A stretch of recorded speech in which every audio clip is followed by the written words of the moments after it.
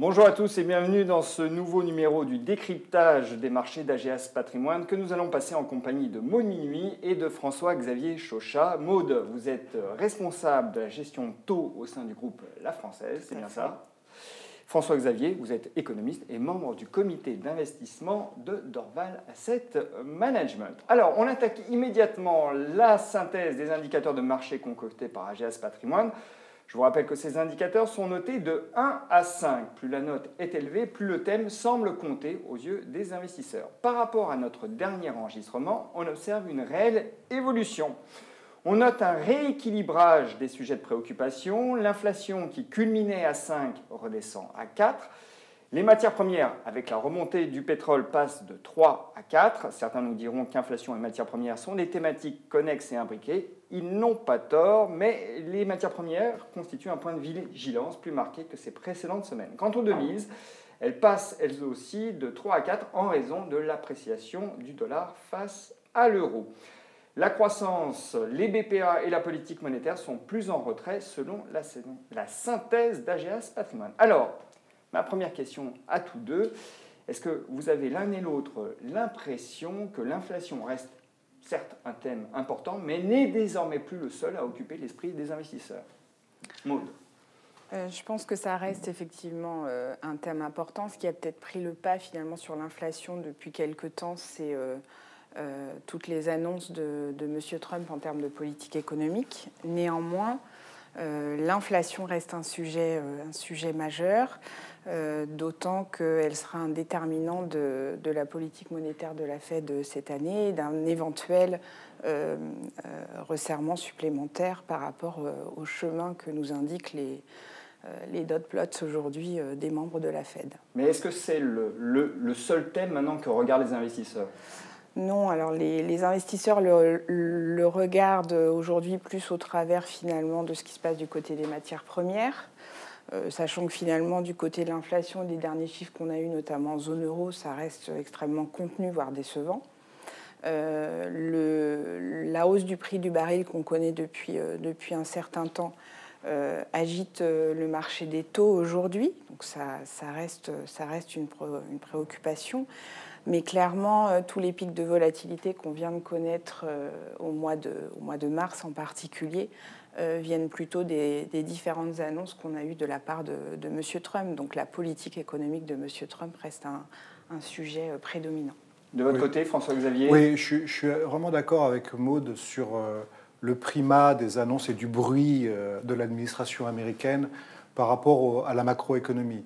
Et je rajouterais à l'analyse de Maude le point suivant. La grande différence entre aujourd'hui et le début de l'année, c'est que les marchés, les investisseurs, les prix des marchés ont intégré désormais la dimension risque inflationniste et la politique de la Fed qui accompagne ce risque. Maintenant, c'est dans les prix. À 3% sur les taux longs américains, c'est dans les prix. Avec les anticipations de taux courts qu'il y a aujourd'hui sur le 2 ans ou le 3 ans américain, c'est dans les prix. Donc cette dynamique est moins puissante pour le marché parce que le marché s'est réajusté. Alors elle est dans les prix, certes, mais vous l'avez mentionné tous deux, on a un phénomène du côté des matières premières auquel on ne s'attendait pas. La réappréciation du pétrole était tout à fait inattendue. Et on sait l'impact qu'a le pétrole, enfin l'évolution des cours du pétrole sur l'inflation. Donc est-ce qu'on ne pourrait pas avoir une mauvaise surprise de plus du côté de l'inflation? Alors en fait, oui et non, parce qu'il y a une ambiguïté sur l'impact de la hausse des prix du pétrole, qui est effectivement une grande surprise par rapport à ce que les économistes prévoyaient il y a plusieurs mois, en grande partie, selon le FMI, à cause des grandes disruptions de production qu'il y a au Venezuela. Mais n'oublions pas que la hausse des prix du pétrole a aussi un effet de ralentissement économique. Et aussi, les banques centrales ont tendance à regarder l'inflation hors énergie. Donc, ce n'est pas forcément, à mon avis, ça a plus d'impact potentiel sur la croissance que sur l'inflation. Alors, vous parlez de disruption du côté du Venezuela, vous pouvez donner quelques chiffres? Oui, en fait, le Venezuela, il y a 2-3 ans, produisait à peu près 3 millions de barils par jour. L'année dernière, un peu plus de 2. Et là, on est sur une pente qui va vers 1. Donc, très rapidement, 1 million de barils par jour au Venezuela, c'est une énorme chute pour la production mondiale. Pour référence, aux États-Unis, on est passé de 500 millions de barils par jour à 1500 millions. Et donc, vous voyez que 1000 de plus, 2000 de moins de l'autre côté. Donc, c'est bien le rapport offre-demande qui a fait partir les prix vers le haut Davantage surtout que les l'offre. tensions géopolitiques Voilà, et c'est la surtout remise en l'offre. question de l'accord sur le nucléaire iranien. Oui, c'est surtout l'offre. Oui. Alors, OK, on a un environnement où la question de l'inflation est déjà intégrée selon vous. C'est aussi votre point de vue, Maude? Ou vous pensez que je nuancerais c'est pas un petit peu. Je nuancerais un petit peu. Ça dépend finalement des classes d'actifs.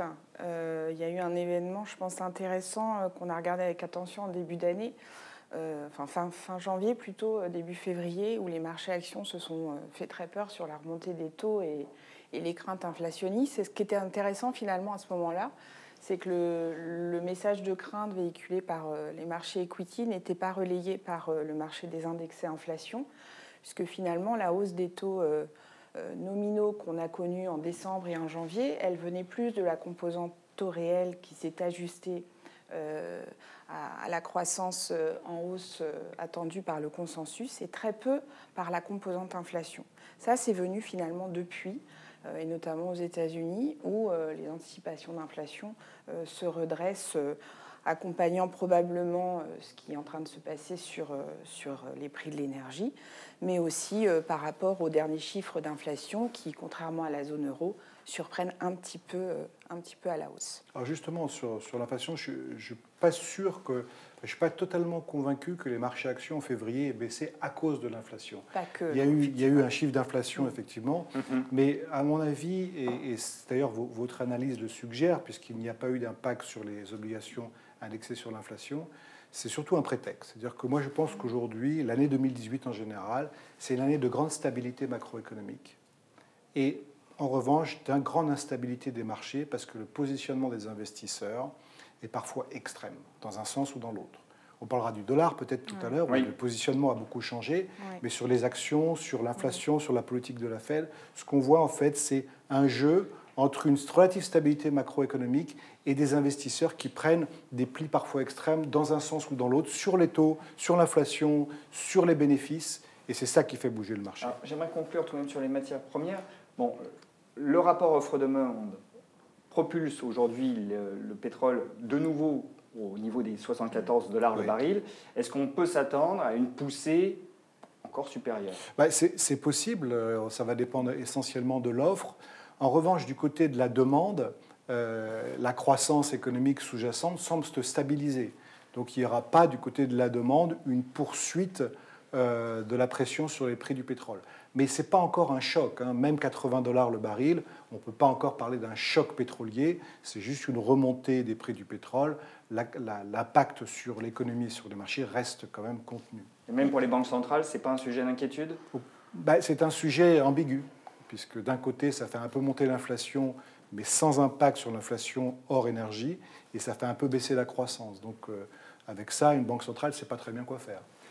Alors, vous avez fait allusion au dollar, François-Xavier, et c'est vrai que le dollar s'est réapprécié face à l'euro. Alors, il y a une question, je vais la poser d'abord à la spécialiste des taux que vous êtes, Maude, qui me semble intéressante à traiter, c'est celle du financement de la dette américaine. On a tout de même un président Trump qui abaisse la fiscalité, qui dépense, ou qui a l'intention de dépenser, je vais dire sans compter, mais presque. Donc, on va avoir des besoins de financement du budget accrus. Or, on sent dans le marché que les investisseurs sont peut-être moins friands de dette américaine qu'autrefois. Et la conclusion, le corollaire, la conclusion, ça serait évidemment que l'attractivité de la dette américaine doit augmenter, donc les taux de la dette américaine doivent augmenter. Est-ce que cette analyse, vous y souscrivez ou pas? J'y souscris et je compléterai même ce que vous dites sur l'attractivité de la dette américaine. Ça, c'est très bien vu, notamment du côté du Japon. On sait qu'aujourd'hui, pour les investisseurs japonais, le coût de la couverture en dollars est extrêmement importante. Et on a bien vu dans des flux que l'on reçoit avec certes retard, mais qui donnent une bonne analyse de leur allocation d'actifs, que notamment en janvier, avec des taux qui avaient remonté en zone euro et avec une confiance dans la croissance qui est clairement bien meilleure maintenant dans la zone euro de la part des investisseurs internationaux, qui a eu des ventes très claires sur la partie treasuries américaine en faveur de dettes très bien notées en zone euro. Et là, c'est clairement une histoire de coût de la couverture qui est bien sûr très lié à la normalisation de la politique monétaire américaine. sur le creusement des déficits aux États-Unis. On imagine mal, quand on est gérant taux, que ça n'ait évidemment pas d'impact sur la prime de terme sur la courbe américaine. Donc c'est un facteur de tension, ce creusement du déficit.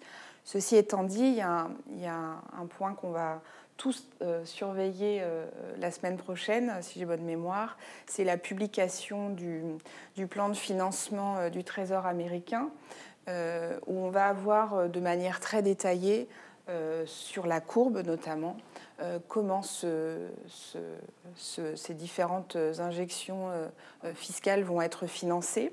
On sait déjà que la partie très courte de la courbe a connu une explosion des émissions, ce qui a notamment suscité des inquiétudes sur l'évolution de la base OIS-LIBOR en début d'année. Donc ça risque de continuer. Et puis il y a toute la partie 5-7 ans qui devrait être clairement affectée. Si finalement la duration des nouvelles émissions de l'État américain n'explose pas sur la partie très longue de la courbe, ça la protégera un petit peu, mais on va bien regarder ce qui va se passer, on va dire, entre le très court et le 7 ans. Alors moi, j'ai du mal à penser de mon côté que le déficit budgétaire américain puisse avoir un vrai effet sur les taux d'intérêt. Je pense que, à part des questions techniques que vous venez de soulever, effectivement, mais fondamentalement, c'est plutôt, et encore, sur la devise à très long terme, puisque une dette publique financée par une émission monétaire, au fond, c'est-à-dire dans une monnaie que vous pouvez imprimer, n'a aucune raison de faire monter les taux d'intérêt. En revanche, elle peut faire baisser la devise. C'est le cas du Japon, par exemple, dans certaines circonstances. Cependant, je pense que cette question aujourd'hui est mineure, qu'elle n'est pas vraiment, que ce soit sur les taux d'intérêt ou sur le dollar. Elle viendra peut-être à plus long terme, mais ce n'est pas la question du jour. Qu'est-ce qui compte sur le dollar ? Ce qui compte sur le dollar, en fait, c'est surtout, alors d'abord à très court terme, le positionnement des investisseurs. C'est-à-dire qu'il y avait, tout le monde était short dollar, donc voilà. Donc là, il y a une correction d'un excès, dont je parlais tout à l'heure des excès de positionnement. Là, il y a la correction d'un excès. Est-ce qu'il y a quelque chose de fondamental du type « Ah, les taux montent, donc le dollar doit monter ?» Non, j'y crois pas du tout. Pourquoi ? Parce que je pense que fondamentalement, tant que la prospérité économique mondiale est là, le dollar sera sur une pente baissière. Pourquoi ? Parce que le dollar est une valeur refuge, particulièrement pour les pays émergents. Si les pays émergents vont bien et que la croissance mondiale va bien, eh bien on a moins besoin de dollars. Si en revanche la croissance mondiale est menacée ou les pays émergents sont menacés par Trump ou par d'autres facteurs, là le dollar pourrait remonter parce que c'est une valeur refuge. Donc le destin du dollar à court terme dépend surtout de la croissance et des attaques trumpiennes sur le commerce mondial. Alors parlons un petit peu de la croissance ou même. On note un ralentissement aujourd'hui. Il s'esquisse tout de même assez nettement en Europe pour le moment. On a des indicateurs avancés qui semblent indiquer, alors c'est pas une inflexion majeure, mais qu'on est arrivé sur un plateau et qu'on serait peut-être en train de glisser doucement. De quelle façon ça va conditionner la politique monétaire de la Fed et de la BCE ? D'abord, je pense que c'est très positif. En fait, ce qui se passe, c'est qu'on est en train de mettre fin à un processus qui était très euphorique, mais qui menaçait justement de créer des surchauffes, que ce soit sur les marchés ou l'idée d'une surchauffe économique mondiale.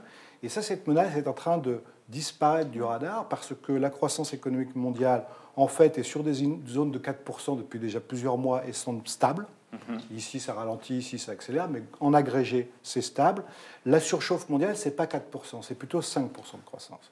Donc 4%, c'est un rythme relativement soutenable qui crée à la fois des bénéfices pour les entreprises, relativement peu d'inflation, et des politiques monétaires qui vont continuer très, très, très graduellement à se normaliser. Donc on revient à une situation plutôt idéale par rapport à des angoisses aujourd'hui qui restent très surchauffe, inflation. Eh bien, moi, je salue plutôt le fait que les anticipations de croissance mondiale se calment. Dans le contexte actuel, quelle allocation sur les taux construisez-vous ? Alors nous, on est à la française, on est clairement positionné à moyen terme à la remontée des taux, qui sera somme toute modérée et heurtée. Clairement, c'est exactement ce qu'on a vu depuis le début de l'année, c'est-à-dire qu'il y a dans des phases de remontée des taux, il y a clairement un appétit des investisseurs qui revient, qui, comme on le sait, pour des raisons réglementaires, ont besoin d'acheter de la dette AAA. Ça vient des institutionnels en Europe, ça vient des investisseurs japonais. Donc on l'a constaté, ça va continuer. Ceci étant dit, en zone euro notamment, les taux réels sur la dette allemande, si on se réfère notamment au marché des indexés, le taux réel 10 ans reste en territoire extrêmement négatif. On est à moins 0,70, moins 0,80%. Donc clairement, la fin des achats de la BCE va créer de la normalisation par rapport à ces taux réels qui sont totalement déconnectés des fondamentaux économiques. Et aux États-Unis, en revanche, les taux réels sont sur des plus hauts. Comme on l'a dit tout à l'heure, ils se sont déjà réajustés par rapport aux perspectives de croissance. Donc finalement, la composante inflation devrait plutôt faire remonter les taux nominaux aux États-Unis cette année. Donc finalement, on voit cette reconnexion des taux fondamentaux économiques de part et d'autre de l'Atlantique.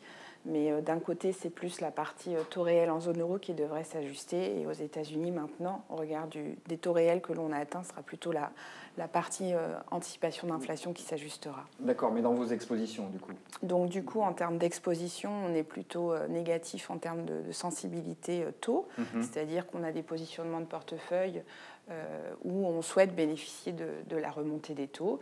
Et comme on est positif sur les indexés inflation américaine, on est long de ces indexés, on couvre intégralement la partie taux pour n'être qu'exposé à la composante inflation. François-Xavier, vous, c'est plutôt les actions? Aussi les obligations, mais surtout les actions, en effet, oui, bien sûr. La partie obligataire, en revanche, et la vision sur les taux est extrêmement importante puisqu'elle affecte tout un univers du monde des actions qui sont les défensives, ou ce qu'on appelle en anglais les bond proxies, c'est-à-dire les actions qui se comportent en fonction des taux d'intérêt. Et ça, cet univers-là, chez Dorval, ça fait déjà 2 ans qu'on est absent. Aujourd'hui, on reste absent parce que je partage l'idée que vient d'exprimer Maud, que tendanciellement les taux vont monter, en Europe en particulier. En revanche, le rythme est extrêmement lent et je pense qu'en termes de rythme, aux États-Unis en tout cas, on a vu l'essentiel. Aujourd'hui, ça va être, oui, les taux longs vont peut-être remonter, mais très très lentement. Et donc, du coup, dans l'approche cyclique contre défensive, qui est vraiment le cœur de notre allocation chez Dorval depuis 2 ans, ça devient plus lent et plus volatile. Et donc, c'est plus difficile. Donc, ça, c'est la première chose.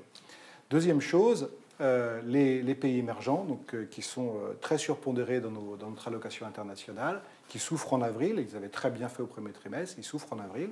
Et là, on réaffirme notre vision. La vue très consensuelle, c'est de dire qu'il ne faut pas avoir de pays de marché émergents quand les taux montent aux États-Unis.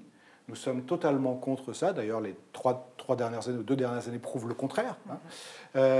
Au mois d'avril, il semble qu'à nouveau, la hausse des taux américains fasse du mal aux émergents. Ce n'est pas notre analyse. C'est surtout Trump. Exemple, la Russie. La Russie, avec la hausse des prix du pétrole, aurait dû être le grand gagnant du mois d'avril. Ça a été le grand perdant. Pourquoi ? Parce que Trump est venu mettre des sanctions, le rouble a perdu 10% et les marchés actions ont perdu 10% aussi. Donc vous voyez que les logiques qui lient les taux d'intérêt au marché émergent sont faibles. En revanche, en ce moment, ce qui nous gêne, c'est surtout l'administration américaine et sa bataille commerciale. Donc c'est un facteur de perturbation. Mais on reste surpondéré sur les émergents, on pense que ça va se reprendre. Merci à tous deux. Merci beaucoup, Vincent.